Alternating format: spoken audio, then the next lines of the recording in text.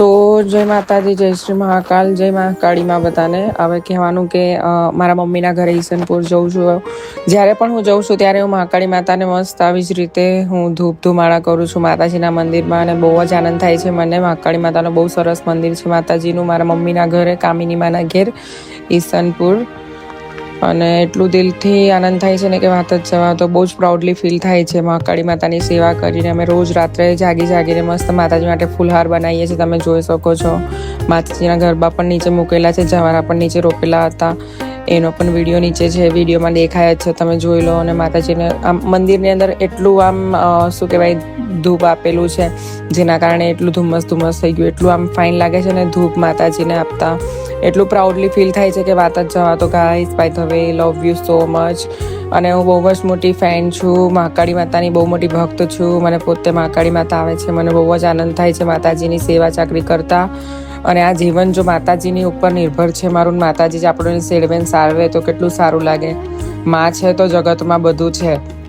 સાચી ભક્તિ. અવારનવાર મારા વિડીયો તમે પાવાગઢના પણ જોતા હશો.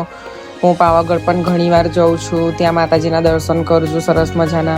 એવું જ કોઈને બી દર્શન કરવા હોય તો ઈશનપુર કામિની માસીનું ઘર કોઈને બી તમે પૂછશો તો તમને કોઈ બી બતાવશે. અહીંયા દિવસ રાત 2 ટાઈમે બહુ સરસ મજાની આરતી થાય છે, ધૂપ થાય છે, સવાર સાંજ 2 time.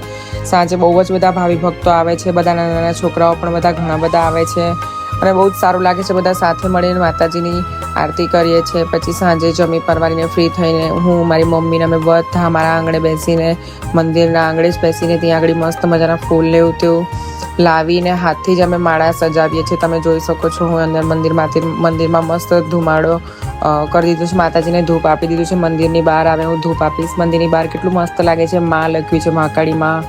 By the way, love you so much માં મહાકાળી માં. તમે જોઈ શકો છો, હું રાઉન્ડ ફરું છું, ગોળ ફરું છું, માતાજીને ધૂપ ધુમાડા આપું છું. પ્લસ ફરી હું મંદિરમાં જઈ અને માતાજી આગળ ધૂપ ટેકવું છું કે હે માં, કંઈ ભૂલ થઈ હોય તો માફ કરજે મારી કાળકા માં મહાકાળી માં. તારા સોરુડા તારા બારોડા છીએ અમે પૃથ્વી ઉપર માં.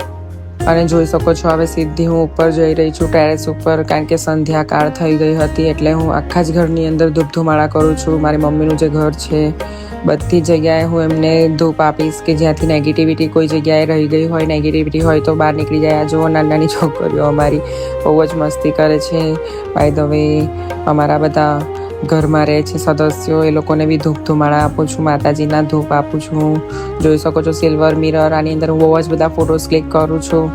અને અમારો બેડ છે, બાય તમે હું અહીંયા જ જઉં છું, મમ્મીના ત્યાં જઉં છું તો રાધે કૃષ્ણનો ફોટો સામું વોલ જોઈ શકો કેટલી શાઇનિંગ થાય છે. પ્લસ મારા મામીજી મળી ગયા મને, એમને મેં ધૂપ આપ્યું, બહુ જ ફાઇન લાગ્યું મને. જય શ્રી મહાકાલ.